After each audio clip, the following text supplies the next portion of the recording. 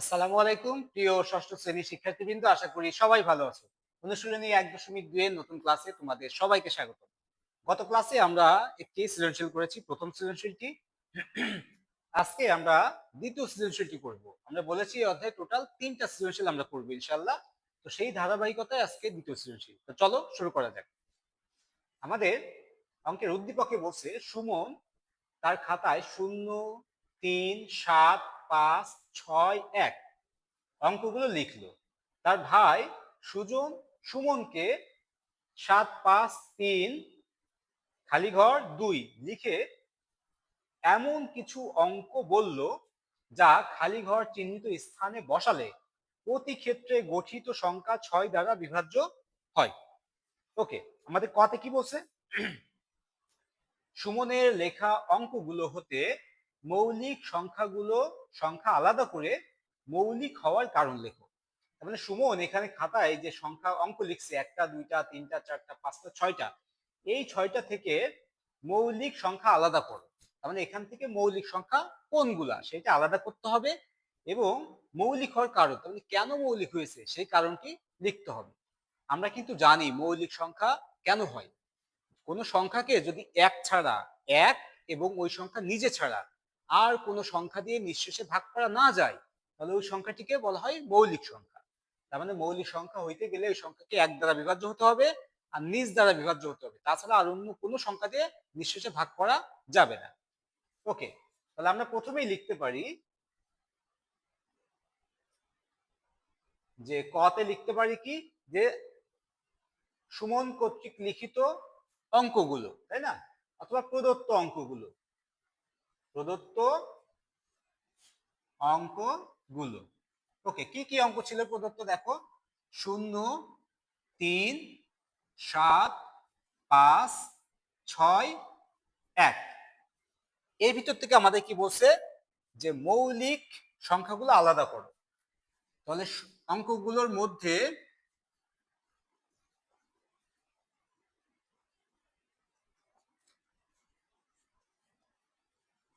মৌলিক সংখ্যা হচ্ছে, ওকে, এর মধ্যে কোন কোন সংখ্যাটি মৌলিক দেখো তো? 3 আছে মৌলিক, আমরা জানি।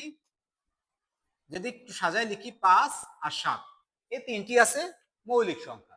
কারণ কি, এই তিনটি সংখ্যাকেই এক এবং সে নিজে ছাড়া আর কোনো সংখ্যা দিয়ে ভাগ করা যায় না। 3কে দেখো, 1 দ্বারা ভাগ করা যায়, 3 দ্বারা ভাগ করা যায়, তুমি আর কোনো সংখ্যা দিয়ে ভাগ করতে পারবে না। সেম 5ও তাই, 1 এবং 5 ছাড়া অন্য কোনো সংখ্যা দিয়ে একেও নিঃশেষে ভাগ করতে পারবে না। আবার সেম 7কেও তাই, 1 এবং 7 ছাড়া আর কোনো সংখ্যা দিয়ে নিঃশেষে ভাগ করতে পারবে না। তাহলে তিনটি সংখ্যাই ছিল মৌলিক সংখ্যা। ওকে, বাকি যে সংখ্যা ছিল 0, 0 আমরা জানি একটি পূর্ণ সংখ্যা। 1 এক মৌলিক সংখ্যা নয়। আর আছে 6, 6কে তুমি 1 আর 6 ছাড়াও 2 দ্বারাও ভাগ করতে পারো, 3 দ্বারাও ভাগ করতে পারো, তাহলে 6ও মৌলিক সংখ্যা নয়। তাহলে মৌলিক সংখ্যা আমরা পেয়ে গেলাম। কেন মৌলিক হলো? কারণ সংখ্যাগুলোকে এক এবং ওই সংখ্যা নিজে ছাড়া আর কোনো সংখ্যা দিয়ে ভাগ করা যায় না, এই কথাটা আমরা লিখবো এখন। তাহলে লিখতে পারি সংখ্যাগুলো অথবা 3, 5 ও 7 মৌলিক সংখ্যা কারণ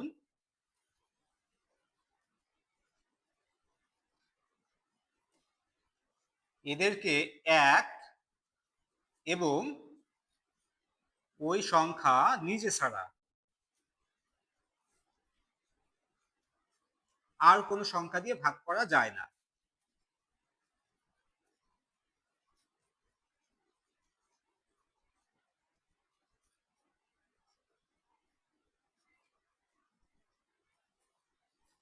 ওকে, আশা করি তোমরা বুঝতে পেরেছো ক নম্বর যে কেন মৌলিক হলো, কোনগুলা মৌলিক এবং কেন মৌলিক হলো। ওকে, আমরা এবার দেখি আমাদের খতে কি দেওয়া ছিল। আমাদের খতে বসে দেখাও যে সুমনের লেখা অঙ্কগুলো দ্বারা গঠিত বৃহত্তম ও ক্ষুদ্রতম সংখ্যার সমষ্টি 9 দ্বারা বিভাজ্য নয়। তাহলে সুমন যে অঙ্কগুলো নিয়েছিল, এই অঙ্ক দ্বারা আমার বৃহত্তম সংখ্যা গঠন করতে হবে এবং ক্ষুদ্রতম সংখ্যা গঠন করতে হবে, এবং এই বৃহত্তম সংখ্যা আর ক্ষুদ্রতম সংখ্যা যোগ করে যেই যোগফলটা পাবো ওই যোগফলটা 9 দ্বারা বিভাজ্য হবে না, এটা আমাদের দেখাতে হবে। তাহলে প্রথমে আমরা কি লিখতে পারি, যে প্রদত্ত সংখ্যাগুলো এটা লিখলাম, প্রদত্ত অঙ্কগুলো লিখলাম। এখন আমরা লিখবো কি, অঙ্কগুলো দ্বারা গঠিত বৃহত্তম সংখ্যা। তাহলে অঙ্কগুলো দ্বারা গঠিত বৃহত্তম সংখ্যা কি হবে? বৃহত্তম সংখ্যার ক্ষেত্রে আমরা জানি কি, বড় থেকে ছোট ক্রমে সাজাতে হয়।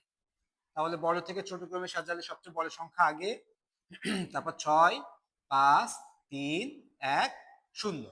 আমরা বৃহত্তম সংখ্যা পেয়ে গেলাম। এখন আমরা কি লিখবো, অঙ্কগুলো দ্বারা গঠিত ক্ষুদ্রতম সংখ্যা।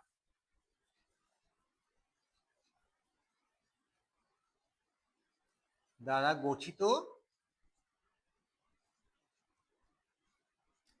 ক্ষুদ্রতম সংখ্যা।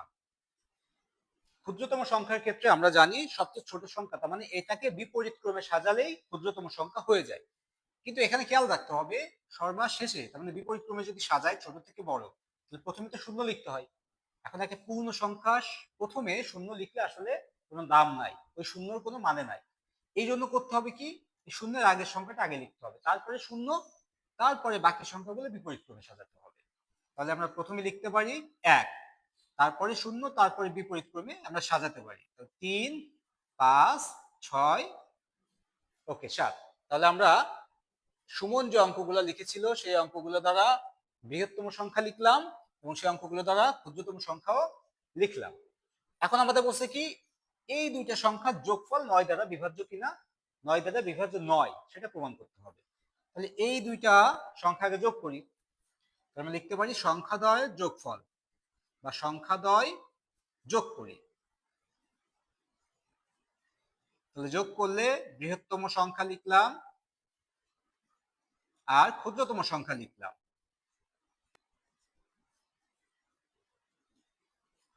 ওকে, এবার যোগ করি আমরা। তাহলে 7 এর সাথে 0 যোগ করলে 7, 6 আর 1 7, 5 আর 3 8, 3 আর 5 8, 0 সাথে 6 যোগ করলে 6, 7 আর 1 8।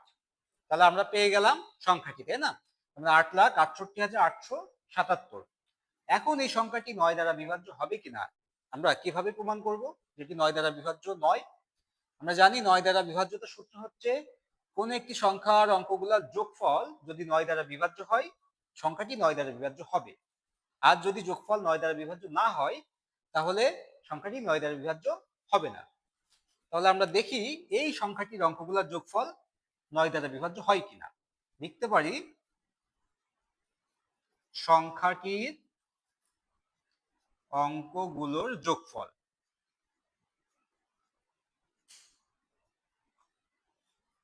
এই অঙ্কগুলো যোগ করি, 8 যোগ 6 যোগ 8 যোগ 8 যোগ 7 যোগ 7 সমান সমান যোগ করি, 7 আর 7 14, 14 আর 8 22, 22 আর 8 30, 30 আর 6 36, 36 আর 8 44। এখন দেখো তো 44 কে কি 9 দ্বারা ভাগ করা যায়? 5 নং 45, তার মানে যাচ্ছে না 44 কে 9 দ্বারা ভাগ করা। যেহেতু সংখ্যাটির অঙ্কগুলোর যোগফল 9 দ্বারা বিভাজ্য নয়, অতএব সংখ্যাটি 9 দ্বারা বিভাজ্য নয়। লিখলাম যোগফল 44 যা 9 দ্বারা বিভাজ্য নয়। তাহলে এখন লিখতে পারি কি আমরা, যে অতএব এই সংখ্যাটি 9 দ্বারা বিভাজ্য নয় প্রমাণিত। অতএব 8,68,877 সংখ্যাটি 9 দ্বারা বিভাজ্য নয়, এটাই প্রমাণিত। আশা করি তোমরা বুঝতে পেরেছো যে কেন 9 দ্বারা বিভাজ্য হলো না, আমরা প্রমাণ করে দেখালাম এটা। হ্যাঁ, তারপরে আমরা গ নম্বর দেখি। আমাদের গ নম্বরে বলছে, এই যে খালি ঘর চিহ্নিত স্থানে কোন কোন অঙ্ক বসবে নির্ণয় করো। তার মানে সুমনের ভাই, দেখো সুমনের ভাই সুজন, এই সুজন সুমনকে একটা সংখ্যা লিখে দিয়েছিল। সেই সংখ্যাটি কি? 753 খালি ঘর 2 লিখে এমন কিছু অঙ্ক সে এমন কিছু অঙ্ক বলেছিল যে অঙ্কগুলো এখানে বসালে এই পুরো সংখ্যাটি 6 দ্বারা বিভাজ্য হবে। এখন আমার তো ওই যে কি কি অঙ্ক বলেছিল, এই সুমনের ভাই সুমনকে কি কি অঙ্ক বলেছিল এখানে বসবে, সেই অঙ্কগুলা নির্ণয় করতে হবে। তাহলে দেখি আমরা কি কি অঙ্ক এখানে বসবে।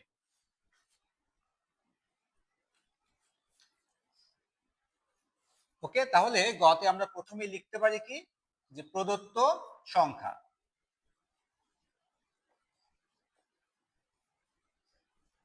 প্রদত্ত সংখ্যা কত দেওয়া আছে? 7, 5, 3 খালি ঘর এবং 2।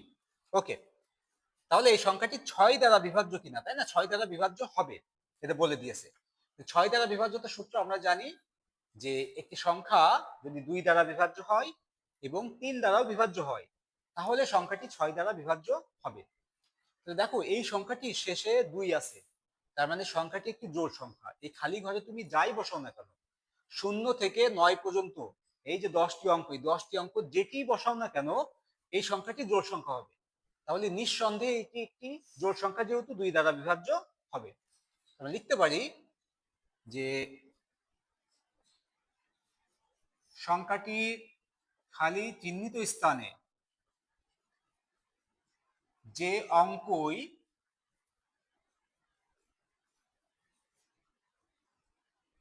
বসানো হোক না কেন,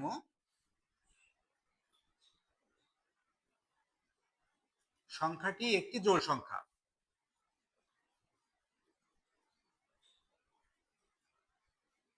যেহেতু শেষে 2 আছে, এই দেখে আমি বুঝছি এটি জোড় সংখ্যা। তাহলে এই খালি চিহ্নিত স্থানে যাই বসানো হোক না কেন, এটি একটি জোড় সংখ্যা। অতএব সংখ্যাটি 2 দ্বারা বিভাজ্য। তাহলে 6 দ্বারা বিভাজ্য হতে গেলে 2 দ্বারা বিভাজ্য হতে হবে, 3 দ্বারা বিভাজ্য হতে হবে। আমাদের প্রথম ক্রাইটেরিয়া আমরা পেয়ে গেছি যে 2 দ্বারা বিভাজ্য হয়েছে।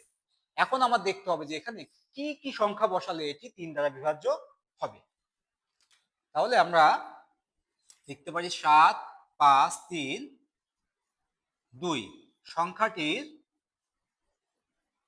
এই খালি ঘর চিহ্নিত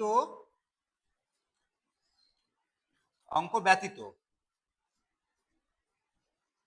অন্য অঙ্কগুলোর যোগফল।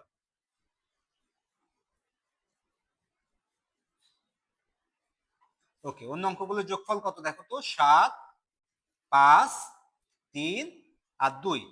তাহলে 7, 5, 12, 12 আর 3 15, 15 আর 2 17। এই 17 কিন্তু যা 3 দ্বারা বিভাজ্য নয়। তাহলে একে 3 দ্বারা বিভাজ্য করতে গেলে এখানে আমরা কত বসাতে পারি? দেখো 17-র পরে 3 দ্বারা বিভাজ্য সংখ্যা কি আছে? 18। 18 3 দ্বারা বিভাজ্য। আবার 21, 3 7 21 3 দ্বারা বিভাজ্য। আবার 24, 3 8 24 3 দ্বারা বিভাজ্য। আবার 27, 3 9 27 3 দ্বারা বিভাজ্য। কিন্তু এখানে খেয়াল রাখতে হবে 27 কে আমি নিতে পারবো কিনা। 27 নিতে গেলে আমার পাইছি কত? 17। তাহলে লাগবে কত? 10। 10 এখানে তো 2 অঙ্ক বিশিষ্ট কোনো সংখ্যা বসানো যাবে না। তার মানে এখানে 1 অঙ্ক বিশিষ্ট যেহেতু বসাতে হবে, 0 থেকে 9 পর্যন্ত যে কোনো সংখ্যা আমি বসাতে পারি। তাহলে এখানে 10 বসাতে যাচ্ছে না, তার মানে 27 বানানো যাচ্ছে না। তাহলে দেখতে হবে 27 এর নিচে 17-র পরে 3 দ্বারা বিভাজ্য সংখ্যা কয়টি আছে। আমরা সেটা লিখতে পারি যে 17 এর পরে 3 দ্বারা বিভাজ্য সংখ্যা কি কি আছে? 18, 21, 24। এর চেয়ে বেশি আর নিতে পারবো না, কারণ 27 নিলে এখানে 10 বসানো লাগবে, 10 তো বসানো যাবে না। আশা করি এই পর্যন্ত তোমরা ক্লিয়ারলি বুঝতে পেরেছো। এখন দেখো তাহলে যদি 18 বানাতে হয় তাহলে এখানে কত বসবে? অঙ্কগুলোর যোগফল 17, 18 বানাইতে গেলে 1 বসবে। যদি 21 বানাইতে হয় তাহলে কত বসবে? অঙ্কগুলোর যোগফল 17, তাহলে 21 বানাইতে গেলে 4 বসবে। যদি 24 বানাইতে হয় তাহলে কত বসবে? 24 থেকে 17 বিয়োগ করো, 7 বসবে। তাহলে এই যে আমরা 1, 4 এবং 7 পেলাম, এটাই লিখতে হবে যে অতএব খালি চিহ্নিত স্থানে 18 মাইনাস 17, 18 মাইনাস 17, 21 মাইনাস 17 ও 24 মাইনাস 17 সমান সমান 1, 4 ও 7 বসালে সংখ্যাটি 3 দ্বারা বিভাজ্য হবে। তাহলে দেখো কত কত বসাইতে হবে। একটা কিভাবে পেলাম আমি? আমার 18 বানাইতে হবে, তো 18 থেকে আমার ছিল 17, বিয়োগ করে দিচ্ছি, তাহলে 1 পাচ্ছি। আমার বানাইতে হবে 21, 21 থেকে 17 বাদ দিলে কত লাগবে? 4। আমার বানাইতে হবে 24, তাহলে 24 থেকে 17 বাদ দিলে থাকবে কত? 7। তাহলে এই ফাঁকা চিহ্নিত স্থানে আমি যদি 1, 4 ও 7 বসাই, তাহলে সংখ্যাটি 3 দ্বারা বিভাজ্য হচ্ছে। তাহলে যেহেতু এই সংখ্যাটি বসালে, এই সংখ্যাগুলো বসালে এটি 3 দ্বারা বিভাজ্য হচ্ছে, আবার অলরেডি 2 দ্বারা বিভাজ্য হচ্ছে, তাহলে বুঝে ফেললাম যে সংখ্যাটি 6 দ্বারা বিভাজ্য হইতে গেলে আমার এই সংখ্যাগুলোই বসাতে হবে। এটাই অ্যান্সার। তাহলে আশা করি তোমরা বুঝতে পেরেছো যে আমাদের প্রশ্ন ছিল যে এই চিহ্নিত স্থানে কোন কোন সংখ্যা বসালে প্রতি ক্ষেত্রে 6 দ্বারা বিভাজ্য হবে। তাহলে প্রতি ক্ষেত্রে 3 দ্বারা বিভাজ্য করতে গেলে এই সংখ্যাগুলো লাগবে, আর 2 দ্বারা সে অলরেডি বিভাজ্য, তাহলে 3 আর 2 6 দ্বারা বিভাজ্য সে হয়ে গেছে এই সংখ্যাগুলা বসালেই। ওকে, আজকে এই পর্যন্তই। পরবর্তী ক্লাসে আমরা এই অধ্যায়ের শেষ যে এমসিকিউ সেটা করবো ইনশাল্লাহ। তো সেই পর্যন্ত সবাই ভালো থেকো। আল্লাহ হাফেজ।